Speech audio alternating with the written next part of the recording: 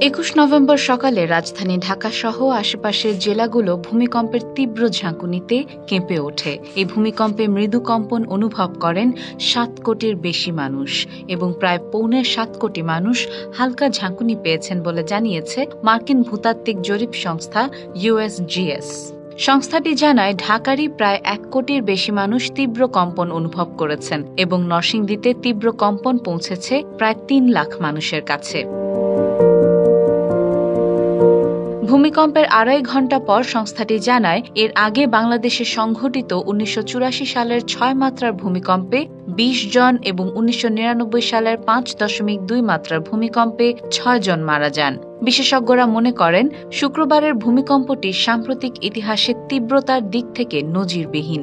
ঝুঁকির মাত্রায় এটি কমলা শ্রেণীভুক্ত, যা প্রাণহানির আশঙ্কা নির্দেশ করে, আর অর্থনৈতিক ক্ষতির ঝুঁকিতে হলুদ শ্রেণীতে রাখা হয়েছে।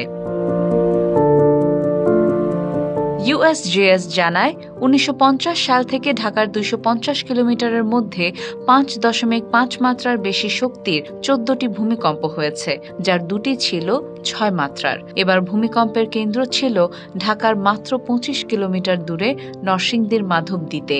সরকার জানায় দেয়াল ধস, ভবনের অংশ ভেঙে পড়া ও মাটি দেবে যাওয়ায় ঢাকাসহ আশপাশের জেলায় অন্তত ১০ জন নিহত এবং ৬ শতাধিক মানুষ আহত হয়েছেন।